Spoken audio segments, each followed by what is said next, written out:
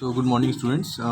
तो आज के क्लास में हम अपना थर्ड चैप्टर जो है करंट इलेक्ट्रिसिटी उसका एक नया टॉपिक लेंगे और हमारा आज का टॉपिक है व्हिस्टन ब्रिज। ओके, तो देखो आप व्हिस्टन ब्रिज बेसिकली क्या है ना, ये काफ़ी इजी सा टॉपिक है और इस टॉपिक का खास बात ये है कि ये प्रैक्टिकल में है।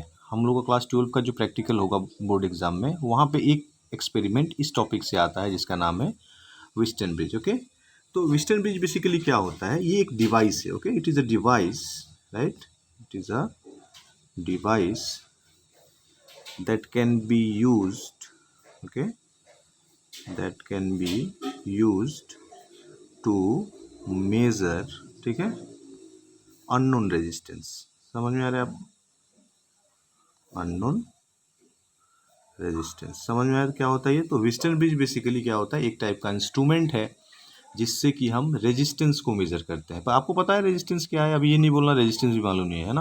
रेजिस्टेंस हम लोगों ने लास्ट क्लास में भी डिस्कस किया था और आपको पहले से भी मालूम होना चाहिए। रेजिस्टेंस एक क्या होता है, बेसिकली एक मटेरियल होता है, कंडक्टिंग मटेरियल होता है जो कि करंट का फ्लो को ब्लॉक करता है। ठीक है, तो ये व्हिस्टन ब्रिज काफ़ी इंपॉर्टेंट है, इससे एग्जाम में क्वेश्चन हमेशा आता है ना, प्रैक्टिकल में तो आता ही है। चलो देखते हैं।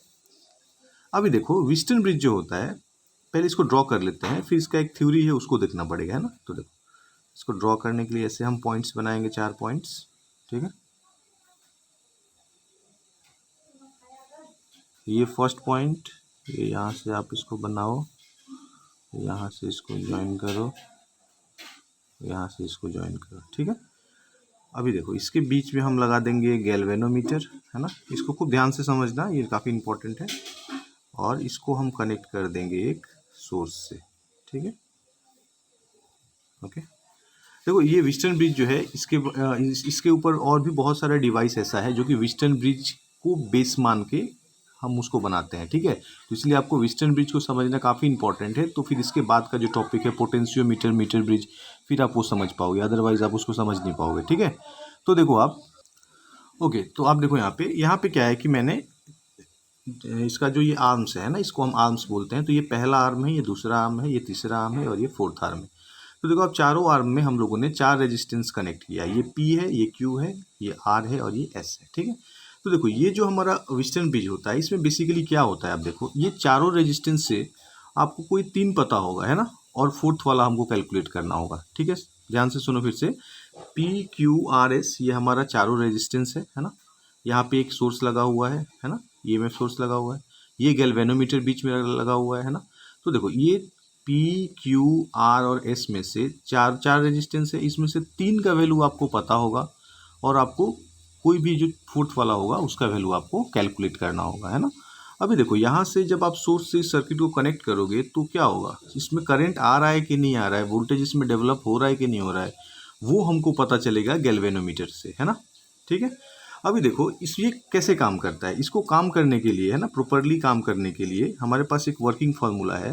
ठीक है, कि हम बोलते हैं कि ब्रिज बैलेंस कब होगा, है ना, हमको ब्रिज को बैलेंस करना होगा। ओके, तो यहाँ हम लिखेंगे फॉर बैलेंस्ड कंडीशन। ओके, क्योंकि ये बैलेंस नहीं होगा तो ये काम ही नहीं करेगा। ठीक है ना, तो यही इसका थ्योरी है कि ब्रिज हमारा बैलेंस होना चाहिए और बैलेंस कंडीशन हमारा तभी होगा जब हमारा P बाई Q का ratio that should be equal to R by S। Okay, ये कंडीशन अगर सेटिस्फाई नहीं होगा तो फिर हमारा ब्रिज काम नहीं करेगा। ठीक है ना। ओके, अभी देखो जैसे कि मैंने बताया कि ये P Q R और S में से 3 का वैल्यू आपको पता होगा। ऑब्वियस सा बात है, जब तीनों का वैल्यू पता होगा तो एक तो आप कैलकुलेट करके निकाल ही लोगे, है ना, क्रॉस मल्टीप्लाई करके। ठीक है, चलो अभी देखते हैं। देखो एग्जाम में क्या होता है कि इसी फॉर्मूला को आपको प्रूव करने के लिए बोलेगा। ऐसा एग्जाम में क्वेश्चन आता है कि for a balanced Wheatstone bridge so that P by Q equal to R by S where P Q R S are the resistance in the arms of the Wheatstone bridge. ठीक है, तो हम इसको अभी proof करेंगे। देखो proof करने के लिए काफ़ी इजी इसका प्रूफ है। देखो मैंने इसको पॉइंट पे नाम रखा है A B D A, यहाँ पे फिर B C D B। देखो यहाँ पे 2 लूप फॉर्म हो रहा है। एक लूप फॉर्म हो रहा है A B D A, second वाला लूप है B C D B। ठीक है, यहाँ पे हमको जैसे लास्ट टॉपिक हम लोगों ने जो पढ़ा था किरचॉफ सेकेंड लॉ, वो हमको यूज़ करना होगा। ठीक है, तो देखो वो उस लॉ में मैंने आपको क्या बताया था, है ना। देखो उस लॉ में मैंने बताया था कि किसी भी सर्किट में, है ना, जो हमारा वोल्टेज होता है मान लो कि 1 वोल्टेज हो या 2 वोल्टेज हो या 3 वोल्टेज हो, सभी को हम लेफ्ट साइड में सम करते हैं और राइट साइड में हम करंट और रेजिस्टेंस का प्रोडक्ट लेते हैं। ठीक है, आप पुराना वाला वीडियो में जाकर देखना तो वहाँ क्लियर हो जाएगा। ठीक है ना। तो हम यहाँ क्या करेंगे, देखो इसका हम यहाँ लिखेंगे प्रूफ। ठीक है, ये प्रूफ में हम क्या करेंगे, हम पहले ले लेंगे ये पहला वाला लूप ABDA। तो यहाँ लिखो टेकिंग द लूप ABDA। समझ में आ रहा है आपको, ABDA। अभी देखो जैसे कि मैंने आपको बताया था किरचॉफ्स लॉ में कि लेफ्ट साइड में हम क्या करते हैं, लेफ्ट साइड में हम हमारा जो वोल्टेज सोर्स होता है उसको लिखते हैं। लेकिन इसमें यहाँ तो ये जो लूप है यहाँ पे आपको कोई भी सोर्स इसके अंदर तो नहीं लगा हुआ है, सोर्स तो बाहर लगा हुआ है यहाँ पे, है ना। तो हमारा जो लेफ्ट साइड में हम क्या लिखेंगे, यहाँ हमको 0 लिखना होगा। क्यों? क्योंकि कोई सोर्स तो है ही नहीं। ध्यान से देखो आप, ये एक साथ दोनों दिखना चाहिए, इसलिए मैं थोड़ा छोटा छोटा लिख रहा हूँ। यहाँ पे कोई भी सोर्स नहीं लगा हुआ है इस लूप में, सोर्स लगा हुआ है हमारा यहाँ पे, ये हमारा एक ही EMF सोर्स है जो पूरा सर्किट को चला रहा है, इसके अंदर कोई भी सोर्स नहीं लगा हुआ है। ठीक है, तो लेफ्ट हैंड साइड में हम 0 लिखेंगे और राइट साइड में क्या लिखेंगे, राइट साइड में हमको करंट और वोल्टेज का प्रोडक्ट लिखना होगा। ठीक है, सॉरी, करंट और रेजिस्टेंस का प्रोडक्ट लिखना होगा। तो देखो इसमें भी एक प्रॉब्लम है, इसमें हमको डायरेक्शन देखना होगा। देखो ये जो डायरेक्शन है, करंट इधर जा रहा है, इधर जा रहा है, इधर जा रहा है ना, यहाँ से करंट ऐसे गया, ऐसे गया, यहाँ से फिर ये ऐसे जाएगा, है ना, ऐसे जाके फिर देखो यहाँ ये उल्टा हो गया, इधर से करंट ऐसे आया, लेकिन हमको पता चल रहा है करंट जब यहाँ डिवाइड हुआ था तो एक तो इधर चला गया था, है ना। तो इसको हम कैसे लिखेंगे, देखो हम इसको लिखेंगे I1P, है ना। I1P क्या है, रेजिस्टेंस, I हमारा करंट। तो जैसे कि मैंने बताया था रेजिस्टेंस इंटू IR प्रोडक्ट होता है किरचॉफ्स लॉ में, आप चेक करना पुराना वीडियो में। और देखो ये पूरा लूप को हम ले रहे हैं, तो फर्स्ट आर्म का तो हम लोगों ने ले लिया, सेकेंड आर्म में तो कोई करंट है नहीं, है ना कोई रेजिस्टेंस है। थर्ड आर्म में फिर क्या है, I2 करंट है और R रेजिस्टेंस है, लेकिन इसके रिस्पेक्ट में इसका डायरेक्शन उल्टा है, क्योंकि देखो ये ऐसे घूम के आ रहा है तो फिर इसके साथ ये कोलाइड कर जाएगा। ठीक है, तो यहाँ आपको लिखना पड़ेगा -I2 इंटू R, है ना। तो इसको आप सॉल्व करोगे तो क्या होगा, इसको आप सॉल्व करोगे तो मिलेगा, एक को इस साइड में लेके आओ तो ये हो जाएगा I2R, है ना, इक्वल टू I1P, या इसको ऐसे भी लिख सकते हो आप, I1P इक्वल टू I2R। इसको इक्वेशन 1 कर लेंगे हम। ठीक है, काफ़ी इंपॉर्टेंट है, इसको थोड़ा ध्यान से देखना, डाउट होने से मुझे पूछना फिर से, है ना। सेकेंड आर्म हम कौन सा लेंगे, सेकेंड आर्म होगा हमारा BCDA। ठीक है, सो इन दिस लूप से और से इन दिस मेस, इसको मेस भी बोलते हैं हम, लूप भी बोलते हैं। यहाँ पे भी देखो आप, कोई भी एक्सटर्नल सोर्स नहीं लगा हुआ है ना, वोल्टेज सोर्स भी नहीं है और करंट सोर्स भी नहीं है। ठीक है, so again you right taking the loop BCDB। देखो ये BC ओके DB, है ना। तो इस लूप में भी हम वही करेंगे, यहाँ पे भी आप देखो कोई भी वोल्टेज सोर्स या करंट मतलब मीन्स EMF सोर्स नहीं है यहाँ पे, तो यहाँ तो 0 ही लिखेंगे, है ना। और यहाँ पे क्या लिखेंगे हम, यहाँ लिखेंगे हम I1Q, है ना। देखो ये I1Q ऐसे है ना, लेकिन ये करंट का डायरेक्शन फिर उल्टा हो गया, ये ऐसे आ रहा है, ये इधर से जा रहा है, तो यहाँ आप लिखोगे क्या, यहाँ लिखोगे आप यहाँ लिखोगे I1Q माइनस I2S। देखो या इस इक्वेशन को ध्यान से देखो, I1Q माइनस I2S क्यों है, I2S इसलिए है क्योंकि ये I1 के कंपेयर में I2 का डायरेक्शन क्या है, उल्टा डायरेक्शन है, ये इधर से जा रहा है, ये इधर से जा रहा है। इसको प्लस लोगे तो इसको माइनस लेना ही पड़ेगा, और इसको अगर आप प्लस लेते हो तो इसको माइनस लेना होगा। ठीक है, मैंने इसको प्लस कंसीडर कर लिया है तो ऑटोमेटिक ये माइनस हो जाएगा, अगर आप इसको प्लस कंसीडर करोगे तो ये ऑटोमेटिक माइनस हो जाएगा। ठीक है, तो कंफ्यूज नहीं होना है। ओके, सो ये हमारा क्या होगा, देखो इसको आप इधर ले लो, ये हो जाएगा I2S equal to I1Q। I1 को एक साइड में रखो, I1Q इक्वल टू I2S, इसको इक्वेशन 2 कर दो। तो देखो हमारे पास पहला इक्वेशन है I1P इक्वल टू I2R, और दूसरा इक्वेशन है I1Q इक्वल टू I2S, है ना। अब 1 और 2 को डिवाइड कर दो। ठीक है, 1 डिवाइडेड बाई 2 क्या मिलेगा आपको, देखो इसको अगर आप डिवाइड करोगे तो आपको मिलेगा I1P divided by I1Q equal to I2R divided by I2S। तो I2 कैंसिल कर दो, I1 कैंसिल कर दो, तो क्या मिलेगा आपको, ये कैंसिल हो गया, हमको क्या बचेगा, हमारे पास बचेगा P/Q इक्वल टू R/S। तो यही हमको प्रूफ करना था, और यही होता है हमारा बैलेंस कंडीशन ऑफ व्हिटस्टोन ब्रिज। ठीक है, ये काफ़ी इंपॉर्टेंट टॉपिक है। ओके, इसको आप ध्यान से देखो। ओके, नेक्स्ट टॉपिक हम अभी देखेंगे। ओके, तो हमारा नेक्स्ट जो टॉपिक है, नेक्स्ट टॉपिक आज का है हमारा मीटर ब्रिज। ठीक है, तो देखो मीटर ब्रिज बेसिकली क्या होता है, ये भी एक टाइप का इंस्ट्रूमेंट ही है ना। यहाँ पे इसका डायग्राम मैंने ड्रॉ किया है, देखो आप ध्यान से। ये मीटर ब्रिज, ये भी एक्सपेरिमेंट आपको पढ़ना है क्लास 12 में, ठीक है। ये हमारा मीटर ब्रिज है। पहले आप डिवाइस को अच्छा से समझ लो, बाकी फॉर्मूलाज इसका काफ़ी आसान है ना। देखो मीटर ब्रिज जो है it works on balanced Wheatstone bridge, इसलिए मैंने आपको फर्स्ट वीडियो में बताया था कि आपको व्हिस्टन ब्रिज अच्छा से समझना होगा, तभी आप नेक्स्ट टॉपिक समझ पाओगे, ठीक है। So this is your metre bridge. Metre bridge क्यों है भाई, क्योंकि देखो ये जो पार्ट है आप इसको ध्यान से देखो, ये जो पोर्सन है ना, ये वाला, ये क्या होता है, ये वुडन पोर्शन है ना, ये काठ का बना होता है, और इसी पे एक वायर हम लगाते हैं जिसका लेंथ होता है 1 मीटर, या आप उसको 100 सेंटीमीटर भी बोल सकते हैं, ठीक है। अब देखो यहाँ पे अगर कोई वायर लगा हुआ है तो ऑब्वियस सा बात है उस वायर का एक अपना रेजिस्टेंस होगा, है ना। और देखो ये ऊपर साइड में ये वाला जो पोर्शन है ना, इस पोर्शन में हम लोगों ने दो रेजिस्टेंस लगाया, ये आर है और ये एस है ना। अभी देखो ये जो हमारा डिवाइस है ना, जैसे कि मैंने बताया कि ये व्हिस्टन ब्रिज पे काम कर रहा है, तो व्हिस्टन ब्रिज काम कब सही से करता है, जब हमारा दोनों आर्म का रेशियो ऑफ रेजिस्टेंस बराबर हो, that is P by Q और आर बाई एस हमारा इक्वल होना चाहिए, तभी तो हमारा व्हिस्टन ब्रिज काम करता था। अभी देखो हम इसमें क्या करेंगे, इस डिवाइस में हम इसको ये जो हमारा आर और एस है, और इस पे हमारा पी और क्यू होगा। देखो ये वाला जो, जैसे कि मैंने बताया कि यहाँ पे आपका एक वायर लगा हुआ है ना, जिसका लेंथ है कितना, ये वाला वायर मैंने यहाँ बना दिया है ताकि ओवरलैपिंग ना हो, तो इसका लेंथ है आपका 1 मीटर, ठीक है। ये जो आपका 1 मीटर का जो वायर है, ठीक है, इसी वायर में हम क्या करेंगे, इसको इसके साथ, इस दोनों के साथ हम इसको बैलेंस करने की कोशिश करें। कहने का मतलब क्या है, देखो यहाँ तो आपने दो रेजिस्टेंस आर और एस लगा लिया, लेकिन आपको पी और क्यू भी तो चाहिए। पी और क्यू जब तक नहीं आपके पास होगा तो आप कैसे उसको मेजर करोगे, है ना, ठीक है। तो देखो यहाँ तो आपने एक्सटर्नल रेजिस्टेंस दो लगा लिया, लेकिन यहाँ तो रेजिस्टेंस है नहीं। हाँ ऑब्वियस सा बात है कि हमारा जो वायर लगा हुआ है उसका एक अपना रेजिस्टेंस होता है, ठीक है। लेकिन जो हमारा वायर का रेजिस्टेंस है उसका फॉर्मूला अगर हम देखें, सपोज हमारे पास एक फॉर्मूला था R equal to rho L by, ये याद है आपको।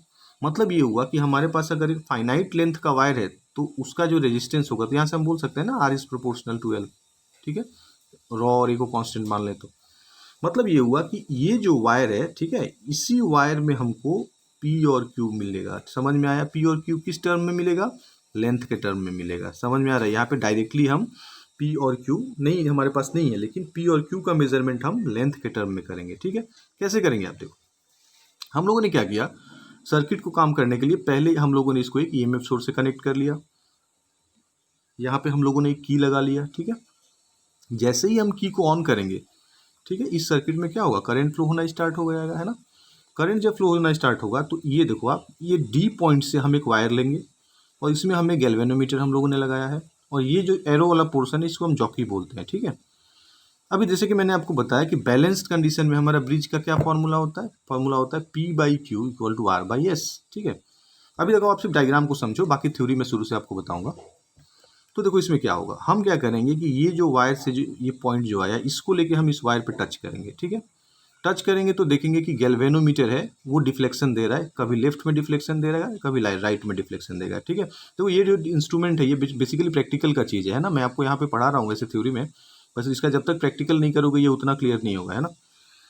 तो ये गैल्वेनोमीटर डिफ्लेक्शन देगा, कभी लेफ्ट में मूव करेगा, कभी राइट में मूव करेगा, है ना। एक पॉइंट इस पर जब हम ऐसे टच करते हुए जाएंगे, ठीक है ना, इस पर हम क्या करेंगे, इसको टच करेंगे, हर एक पॉइंट पे जो वायर मैंने लगाया यहाँ 1 मीटर का, ऐसा एक पॉइंट यहाँ मिलेगा जहाँ पे जाके गैल्वेनोमीटर कोई भी डिफ्लेक्शन नहीं देगा। समझ में आया बात। तो देखो मान लो कि अगर ये हमको डिफ्लेक्शन इस पॉइंट पे आके कोई भी जीरो डिफ्लेक्शन है, तो इस ये जो डिस्टेंस होगा पॉइंट ए से बी तक का उसको हम एल मान लेंगे। समझ में आ रहा है, जहाँ पे ये जीरो डिफ्लेक्शन देगा। तो बचा हुआ कितना होगा, यहाँ से यहाँ तक कितना, तो पूरा तो 100 था, तो यहाँ तक एल हो गया, तो ये बचा हुआ 100 माइनस एल हो जाएगा, है ना। तो ये इसी को हम पी कंसीडर कर लेंगे और ये वाला लेंथ को हम क्यू कंसीडर कर लेंगे। समझ में आ रहा है आपको। तो देखो आप क्या होगा, अभी हमको पता है, अभी देखो हम इसको स्टार्टिंग से देखेंगे, अभी समझ में आएगा अभी देखने से। तो मैंने यहाँ पे देखो क्या लिखा है, मीटर ब्रिज का मैंने लिखा है कि a metre bridge is also known as slide wire bridge, okay. It is a practical form of Wheatstone bridge. मतलब क्या हुआ, ये व्हिस्टन ब्रिज जो हम लोगों ने पढ़ा था उसी को हम प्रैक्टिकली अप्लाई करके इस डिवाइस को हम लोगों ने बनाया है, ठीक है। तो प्रिंसिपल क्या है इसका, देखो आप, प्रिंसिपल इसका ये है, it is constructed on the principle of balanced Wheatstone bridge, जैसे कि मैंने आपको बताया थोड़ी देर पहले। When a Wheatstone bridge is balanced P by Q is R by S. जैसे मैंने लास्ट वीडियो में हम लोगों ने देखा था कि व्हिस्टन ब्रिज बैलेंस हो जाता है तो क्या मिलता है हमको, हमको ये फॉर्मूला मिलता है P by Q equal to R by S, है ना। अभी देखो हमको तो पता है P by Q equal to R by S, ये तो हम कंसीडर कर लेंगे स्टार्टिंग में क्योंकि इसी पे हमारा डिवाइस काम कर रहा है ना। उसके बाद क्या होगा देखो, जैसे कि मैंने आपको बताया है कि इस डिवाइस में आपने R और S तो लगाया है, PQ नहीं लगाया। PQ हमको कहाँ से मिल रहा है? PQ हमको ये नीचे वाला ये वायर से मिल रहा है ना। तो हम यहाँ पे बोल सकते हैं कि हमारा जो P बाई क्यू का जो वैल्यू होगा है ना, P बाई क्यू का वैल्यू होगा वो होगा L बाई 100 माइनस L। समझ में आ रहा है? मैंने अभी थोड़ा देर पहले एक्सप्लेन किया था, मैं बोलता P को L कंसीडर करेंगे, Q को बचा हुआ 100 माइनस L कंसीडर करेंगे, ठीक है। तो P by Q equal to R by S है। तो यहाँ पे इस फॉर्मूला में हम क्या करेंगे, देखो इस फॉर्मूला में हम P बाई क्यू के जगह पर क्या रख देंगे, L divided by 100 minus L, ठीक है, which is equal to R by S. So हम S का वैल्यू ये निकाल सकते हैं, या R के टर्म में भी उसको आप लिख सकते हो, कोई प्रॉब्लम नहीं है ना। तो ये हो गया हमारा मीटर ब्रिज के बारे में, ठीक है। देखो मीटर ब्रिज का एप्लीकेशन होता है, मीटर ब्रिज का बेसिकली दो एप्लीकेशन हमारे पास है, हालांकि दोनों एप्लीकेशन में मीनिंग सेम ही होता है। पहला इसका एप्लीकेशन क्या होता है, to find the unknown resistance, ठीक है। अगर हमको लेंथ पता हो, इसका लेंथ तो हमको पता ही है ना, मैंने बताया ही शुरू में कि ये जो हमारा डिवाइस है इसका लेंथ कितना है, 1 मीटर इसका लेंथ है ना। तो अगर हमको इसका लेंथ अगर पता हो, है ना, इसका लेंथ तो हमको पता है 1 मीटर है, और हमको बैलेंसिंग पॉइंट अगर पता हो, तो ऑब्वियस सा बात है कि हम इस दोनों रेजिस्टेंस में से, है ना, ये दोनों रेजिस्टेंस में आप देखो यहाँ पे जो मैंने डायग्राम में लगाया है, ये एस हमको पता होता है लेकिन हमको आर मालूम नहीं होता है, ठीक है ना। तो हमको अगर एस पहले से पता है, इसका लेंथ भी हमको पता है ना, तो हम आर आसानी से कैलकुलेट कर सकते हैं ना, और वही चीज़ हम इसमें करते हैं, ठीक है, मीटर ब्रिज में। दूसरा क्या है इसका एप्लीकेशन, पहला तो हो गया कि to find the unknown resistance, and the second application is we can also compare, right, we can also compare the given resistances, ठीक है। रेजिस्टेंस को हम कंपेयर भी कर सकते हैं कि कितना वैल्यू है। ओके तो ये रहा हमारा मीटर ब्रिज। तो मीटर ब्रिज का सेकंड एप्लीकेशन क्या है, इसका एप्लीकेशन है to compare the unknown resistance, ठीक है ना। तो हमको दोनों रेजिस्टेंस अगर एक बार पता चल जाए तो हम क्या करते हैं, उसको कंपेयर करके उसका वैल्यू भी निकाल सकते हैं, है ना। तो ये हमारा काफ़ी इजी सा एक टॉपिक था, मीटर ब्रिज, है ना। नेक्स्ट जो हमारा टॉपिक है, ओके तो हमारा आज का जो नेक्स्ट टॉपिक है वो है पोटेंशियोमीटर, ठीक है। तो पोटेंशियोमीटर क्या है, देखो ये पोटेंशियोमीटर का भी इंपॉर्टेंट है हमारे लिए, ये भी एक्सपेरिमेंट हमारा क्लास 12 में हमको पढ़ना है, ठीक है। क्लास 12 में बोर्ड एग्जाम में इससे एक्सपेरिमेंट आता है पोटेंशियोमीटर का, ठीक है ना। तो देखो पोटेंशियोमीटर बेसिकली क्या होता है, इसको पहले हम अच्छा से समझेंगे, ओके। देखो पोटेंशियोमीटर एक ऐसा डिवाइस है ना, जिससे कि हम किसी भी बैटरी का, है ना, मान लो कि आपके पास कोई एक सर्किट है ना, और उस सर्किट में आपने एक बैटरी लगाया है ना। बैटरी तो आपको पता है सोर्स के लिए हमको चाहिए, सर्किट को चलाने के लिए, है ना। अब मान लो कि आपने बैटरी तो लगा दिया, लेकिन ये पता ही नहीं है कि उसका वैल्यू कितना है ना, ठीक है। तो पोटेंशियोमीटर जो है बेसिकली ये बना हुआ है पोटेंशियल वर्ड से, है ना। आपको मैंने पहले बताया है कि पोटेंशियल का मतलब क्या है, पोटेंशियल का मतलब जैसे पोटेंशियल डिफरेंस होता है ना, या पोटेंशियल होता है, उसको हम वी से सिम्बोलाइज करते हैं, है ना। और ये वोल्टेज बेसिकली हमारा मेजर करता है, ठीक है। तो वोल्टेज मतलब क्या है, जैसे कि आप मान लो कोई बैटरी खरीद के लाओगे बाजार से, है ना, या कोई सेल खरीद के लाओगे। देखो सेल और बैटरी का मतलब एक ही होता है, फिजिक्स में हम बैटरी को बैटरी नहीं बोलते हैं, सेल बोलते हैं, ठीक है। तो पोटेंशियोमीटर बेसिकली क्या करता है, पोटेंशियोमीटर एक डिवाइस है जिससे कि हम किसी भी सेल का, है ना, अभी मैं इसको बैटरी नहीं बोलूँगा, सेल बोलूँगा, ठीक है ना, किसी भी सेल का जो ईएमएफ है ना, वो हम मेजर करते हैं। समझ में आया बात। अब देखो यहाँ पे क्या होता है कि स्टूडेंट बेसिकली थोड़ा कंफ्यूज हो जाते हैं कि ये सेल क्या है और ईएमएफ क्या है ना, बैटरी क्या है, मतलब ये जो वर्ड है कुछ एक जैसा मिलता जुलता है लेकिन एग्जैक्टली एक जैसा नहीं है ना। देखो वोल्टेज और ईएमएफ ये दो टर्म ऐसा है जो कि हम फ्रिक्वेंटली इस चैप्टर में यूज़ करेंगे, है ना, या नेक्स्ट चैप्टर में भी यूज़ करेंगे, ठीक है। तो देखो वोल्टेज और ईएमएफ बिल्कुल इस एक जैसा टर्म है। डिफरेंस क्या है, देखो जैसे कि मान लो आपके पास एक बैटरी है, आपने बाजार से एक बैटरी खरीद के लाया, ठीक है। तो उसका जो ईएमएफ होगा, ईएमएफ का मतलब ये होगा कि जब आपने उसमें कोई भी लोड कनेक्ट नहीं किया, जैसे कि अगर आपके पास बैटरी होगा तो ऑब्वियस सा बात है कि उस बैटरी में आप क्या करोगे, उस बैटरी में आप कोई बल्ब या कुछ लगाओगे, उसका यूज़ करोगे, है ना। अब मान लो कि मेरे पास एक बैटरी है जिसका कि फुल कैपेसिटी है 10 वोल्ट का, ठीक है, और मैं उस पर यूज़ करता हूँ, बल्ब लगाता हूँ या ट्यूबलाइट लगाता हूँ या जो भी कुछ लगाता हूँ, वो मैं 6 वोल्ट ही यूज़ करता हूँ उसमें से। समझ में आ रहा है, आप ध्यान से सुनो। 10 वोल्ट का बैटरी है लेकिन उसमें हम यूज़ करते हैं मैक्सिमम 6 to 7 वोल्ट यूज़ कर रहे हैं, ठीक है। तो जितना हम यूज़ करेंगे वो होगा उसका वोल्टेज, ठीक है। अगर मान लो 10 वोल्ट का बैटरी है, उसका टोटल कैपेसिटी 10 है और हम उसमें यूज़ सिर्फ 6 कर रहे हैं, 6 वोल्ट यूज़ कर रहे हैं, सो 6 volt is called the voltage of the battery, ठीक है। वोल्टेज हम जितना की यूज़ करेंगे, और मैक्सिमम जो उसका कैपेसिटी है जब आपने उसमें कुछ भी कनेक्ट नहीं किया है, ठीक है, आपने उसमें कुछ भी कनेक्ट नहीं किया, उसका जो मैक्सिमम कैपेसिटी होगा उसको हम बोलेंगे उसका ईएमएफ, है ना। ईएमएफ का मतलब होता है इलेक्ट्रोमोटिव फोर्स, इसको बेसिकली आप बुक में देखो ऐसा लिखा हुआ है कि EMF is the open circuit voltage. Open circuit voltage का मतलब क्या हुआ, जब सर्किट ओपन है, ओपन सर्किट होगा तो उसमें कोई भी आप लोड कनेक्ट नहीं कर सकते हैं, ठीक है। तो ओपन सर्किट वोल्टेज अगर होगा तो वो ईएमएफ होगा। क्लोज सर्किट वोल्टेज मतलब कि जब आपने उसमें कोई सोर्स को कनेक्ट कर दिया है ना, किसी लोड को कनेक्ट कर दिया, मान लो उसमें आप कोई मोबाइल लगा रहे हो यूज़ करने के लिए, या कोई ट्यूबलाइट लगा रहे हो, कोई बल्ब लगा रहे हो, जो भी अगर कोई यूज़ अगर आप कर रहे हो बैटरी में, तो उसको हम बोलेंगे उसका वोल्टेज, ठीक है। तो ये काफ़ी इंपॉर्टेंट है, the difference between EMF and से वोल्टेज, ठीक है। तो उसी पे हम इस दोनों टॉपिक को हम लोगों ने समझ लिया। अब हम देखेंगे कि हमारा पोटेंशियोमीटर क्या है, ठीक है। तो जैसे कि मैंने आपको स्टार्टिंग में बताया, पोटेंशियल मेजर करेगा ये, है ना। पोटेंशियल का सिंबल क्या होता है, पोटेंशियल का सिंबल तो वी होता है, मैंने बताया आपको सेकंड चैप्टर में, कैपेसिटेंस वाला चैप्टर जो था उसमें, है ना। अब देखो इसमें इसका वर्किंग प्रिंसिपल क्या है ना। वर्किंग प्रिंसिपल इसका ये है, हमारा जो ओम्स लॉ था, है ना, ओम्स लॉ में हम लोगों ने क्या पढ़ा था, ओम्स लॉ में हम लोगों ने पढ़ा था कि V equal to I R, ठीक है। मैं उसको एक बार आपको एक्सप्लेन करके बताता हूँ, ठीक है। तो ओम्स लॉ हमारा क्या था, देखो आप, ओम्स लॉ में हम लोगों ने थ्योरी जो पढ़ा था, ओके, यहाँ देखो आप, ओम्स लॉ में हम लोगों ने क्या पढ़ा था, ओम्स लॉ में हम लोगों ने पढ़ा था V equal to I R, ठीक है, याद होगा आपको। लेकिन R का वैल्यू हमारा क्या होता है, R का वैल्यू होता है रॉ L बाई ए, ठीक है। ये रेजिस्टिविटी है, ये लेंथ और ये एरिया, है ना। इससे आप लिख सकते हो V equal to I rho L by A, है ना। ये अब मैंने R के जगह पर इसको पुट कर दिया ये ऊपर वाला फॉर्मूला में। तो देखो यहाँ पे ध्यान से, ये अगर मैं कंसीडर कर लूँ कि ये रॉ और एरिया कांस्टेंट है, जो कि कांस्टेंट ही होता है, रेजिस्टिविटी मतलब जिस मटेरियल से हमारा वायर बना हुआ है, ये हमारा एरिया ऑफ क्रॉस सेक्शन, ये भी वायर का फिक्स होता है, करंट भी फिक्स है मान लो, तो हम इसको लिख सकते हैं therefore V is proportional to L, है ना। Means the potential drop across any portion of the wire. जैसे कि मान लीजिए किसी एक वायर से एक पोटेंशियल एक करंट फ्लो हो रहा है I, और इसके दोनों एंड पे मान लीजिए वोल्टेज है V, है ना, और इस वायर का लेंथ क्या है, लेंथ सपोज L है, ठीक है। तो अकॉर्डिंग टू पोटेंशियोमीटर, है ना, ये हमारा जो पोटेंशियोमीटर है, it works on the principal that the potential drop across any two point, ठीक है। इस वायर से जो वोल्टेज हमारा फ्लो हो रहा है ना, वो क्या होगा, that will be directly proportional to the length of the wire, ठीक है। यही हमारा पोटेंशियोमीटर इसी प्रिंसिपल पे काम करता है। और ये फार्मूला हम लोगों ने कैसे बनाया, फार्मूला हम लोगों ने यहाँ से ट्रेस करके बनाया, ठीक है। तो फिलहाल आज के क्लास में हम इसको यहीं पे नोट करेंगे, ठीक है।